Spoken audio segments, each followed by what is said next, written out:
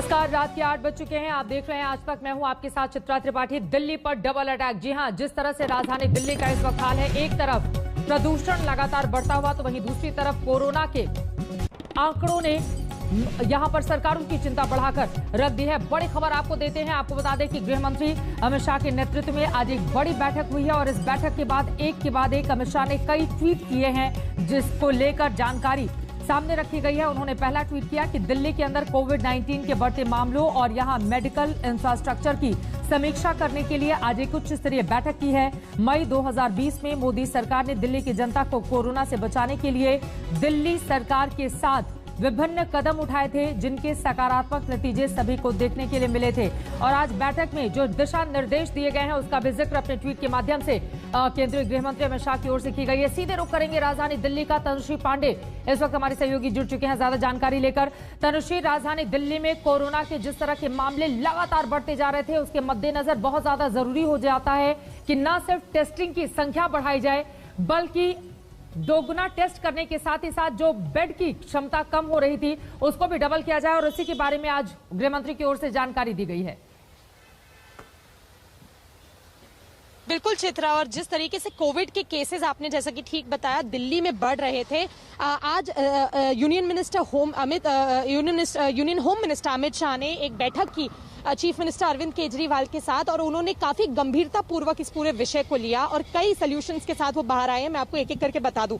सबसे पहला जो अब दिल्ली में जो चेंज हम देखने वाले हैं वो है आरटी-पीसीआर टेस्टिंग को लेके। करीब 1 से सवा लाख टेस्ट अब रोज दिल्ली में किए जाएंगे। कोविड टेस्ट जो है वो आरटी-पीसीआर के जो टेस्ट है उसकी जो कैपेसिटी है उसको बढ़ा के 1 लाख कर दिया गया है। 1 से सवा लाख, तो करीब 1 से सवा लाख टेस्टिंग रोज होगी। इसी के अलावा धौलकुआ में जो डीआरडीओ सेंटर मौजूद है उसमें करीब 10,000 से 20,000 आईसीयू बेड्स बढ़वाए जाएंगे। तो आईसीयू बेड्स की जो अवेलेबिलिटी है वो बहुत जरूरी है।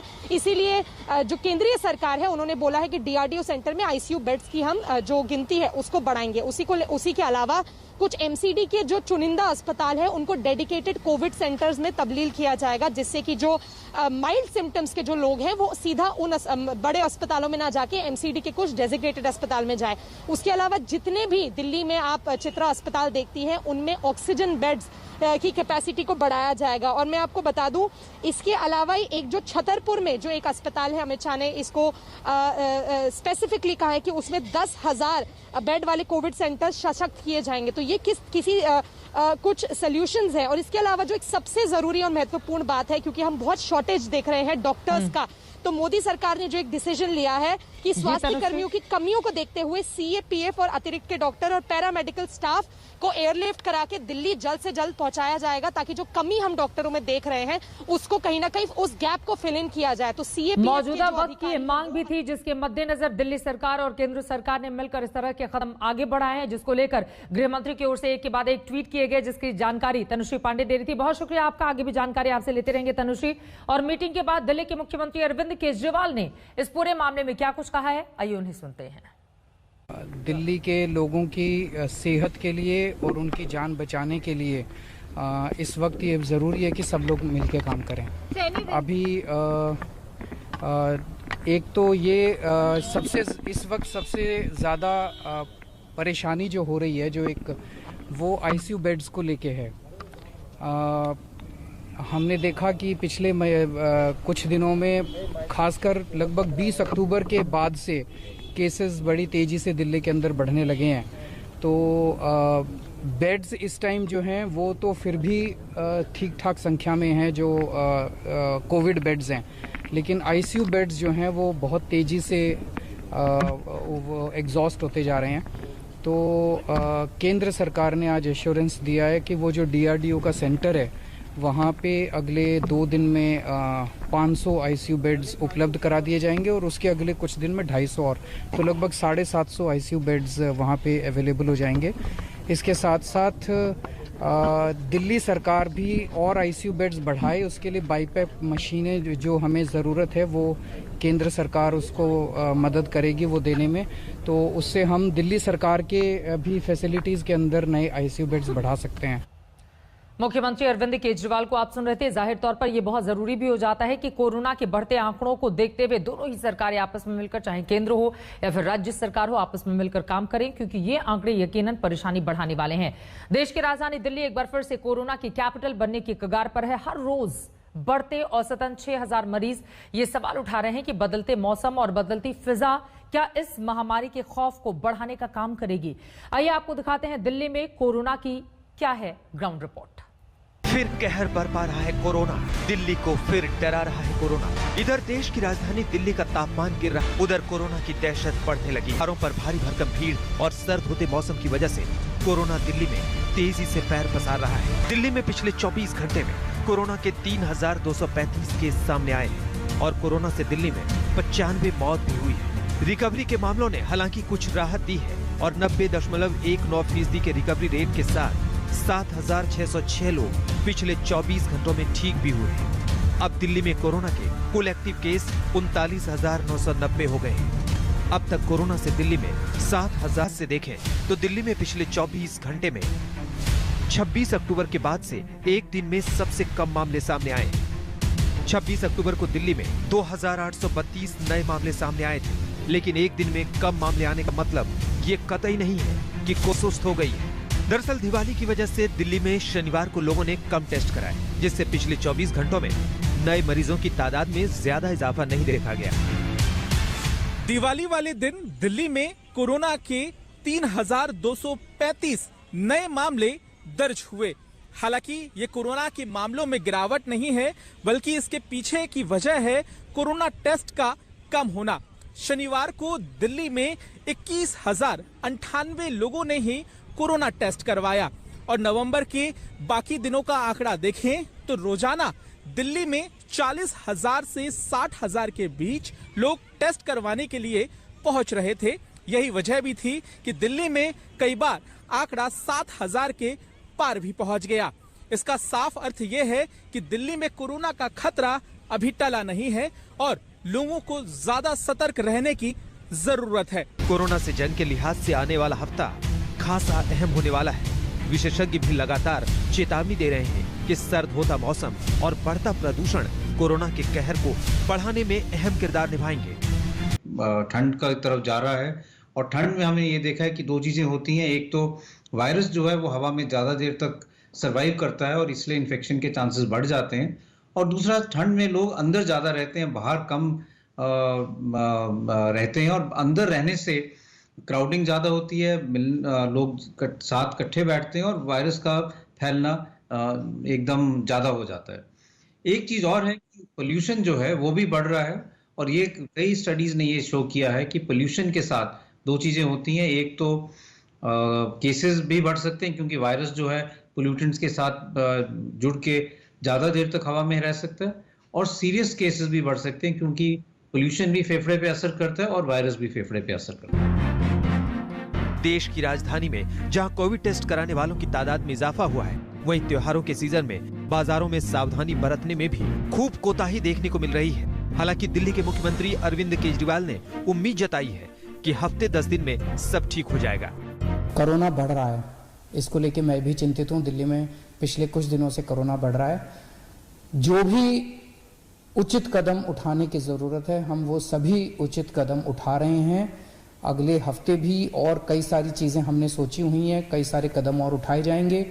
मैं उम्मीद करता हूं कि हफ्ते 10 दिन के अंदर फिर से कोरोना की स्थिति काबू में आ जानी चाहिए, कोरोना कम होना चालू हो जाना चाहिए।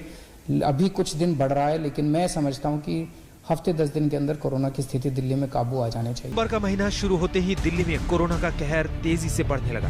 हर रोज औसतन 5 से 7,000 कोरोना के केस आ रहे हैं। अभी पिछले हफ्ते ही दिल्ली हाई कोर्ट ने भी सख्त रवैया अपनाया था और दिल्ली सरकार की ओर से लगातार दी जा रही छूट को लेकर सवाल उठाया था। अदालत ने दिल्ली सरकार को फटकार लगाते हुए कहा था कि एक तरफ दिल्ली में रोजाना हजारों नए मामले सामने आ रहे हैं, तो दूसरी तरफ कोरोना को नियंत्रित करने के लिए नियम सख्त करने की बजाय लोगों को लगातार छूट दी जा रही है। कोर्ट ने दिल्ली सरकार से स्टेटस रिपोर्ट भी मांगी थी। दिल्ली से पंकज जैन के साथ आज तक ब्यूरो। सिर्फ दिल्ली ही नहीं, कोरोना का कहर देश के बाकी राज्यों में भी देखने को मिल रहा है। रविवार को ही बीजेपी और कांग्रेस के 3 बड़े नेता कोरोना पॉजिटिव हो गए। देश में पिछले 24 घंटे में करीब 41,000 नए मामले सामने आए हैं। आशंका जताई जा रही है कि आने वाले दिनों में सावधानी ना बरती गई तो इसका विकराल रूप देखने को मिल सकता है। मणिपुर के मुख्यमंत्री बीरेन सिंह कोरोना पॉजिटिव। मध्य प्रदेश के पूर्व मुख्यमंत्री कमलनाथ के सांसद बेटे नकुलनाथ कोरोना पॉजिटिव। कांग्रेस नेता अहमद पटेल कोरोना पॉजिटिव। किसी को नहीं बख्श रहा है कोरोना, न आम को न खास को। रविवार को भारतीय जनता पार्टी और कांग्रेस के 3 बड़े नेताओं को कोरोना ने अपनी जद में लिया। कांग्रेस नेता अहमद पटेल को तो तबीयत बिगड़ने पर मेदांता अस्पताल के आईसीयू में ले जाना पड़ा। वैसे देश भर में अब 41,100 नए मामलों के साथ ही कोरोना के कुल केस 88,14,579 हो गए। पिछले 24 घंटे में 447 लोगों को इस महामारी से अपनी जान गंवानी पड़ी। कोरोना से मरने वालों का कुल आंकड़ा बढ़कर 1,29,635 हो गया है। त्रिपुरा में 26 नए मामलों के साथ कुल मरीजों की तादाद 32,000 के करीब पहुंच गई। वहीं ओडिशा में 753 नए मामले सामने आए और कुल मरीज अब 3,08,659 हो गए। Indian council of medical research के मुताबिक शनिवार को देश भर में 8,05,589 टेस्ट किए गए। महाराष्ट्र में कोरोना की महामारी फिर से एक चुनौती बनकर आई है। पूरे राज्य के धार्मिक स्थलों को खोलने के ऐलान के बाद बढ़ने वाली भीड़ कोरोना विस्फोट की आशंका बढ़ा रही है। इस आशंका के मद्देनजर रविवार को मुंबई के सिद्धिविनायक मंदिर ट्रस्ट ने नए नियमों का ऐलान किया। सिद्धिविनायक मंदिर न्यास का जो ऐप है, वो ऐप का QR कोड सबसे इम्पोर्टेंट रहेगा। जबकि आप एंट्री करोगे, QR कोड स्क्रीन को टच करने के बाद, स्क्रीन को दिखाने के बाद, अगर आपका बॉडी टेम्परेचर सही हो, आपने मास्क लगाया हो, तभी एक्सेस बैरियर खुलेगा। तो ये मंदिर में आते वक्त आपका दर्शन, आपकी प्रिकॉशन, आपकी हेल्थ। लॉकडाउन खत्म होने के बाद से रोजमर्रा की जिंदगी के साथ साथ कोरोना ने भी रफ्तार पकड़ ली है। वैक्सीन आने के अनुमानों और दावों के बीच फिलहाल सावधानी ही इसका इलाज है। आज तक ब्यूरो। तो एक तरफ कोरोना की बढ़ती रफ्तार जिसने मुश्किलें बढ़ाकर रखी हुई हैं, वहीं दूसरी तरफ राजधानी दिल्ली का प्रदूषण। कितना ही कहा गया, कितना ही सुना गया, लेकिन बीती रात NCR की सड़कों से लेकर आसमान तक जो कुछ भी हुआ उसने रविवार की सुबह बदरंग कर दी। आसमान से नीला रंग नदारद था, हवा में घुटन थी और प्रदूषण का बढ़ा स्तर सावधानी बरतने की सारी तैयारियों को दिल्ली में और उसके आसपास बसने वाले शहरों में हवा की सेहत खराब हो चुकी है और आसमान की नीलिमा अपनी रंगत खो चुकी है। एक तो पहले से कोरोना का कहर, ऊपर से जहरीली हवा का कोहराम। कुल मिलाकर दिल्ली वालों को एक एक सांस में तकलीफ हो रही है। साफ हवा के लिए दम निकल रहा है दिल्ली वालों का।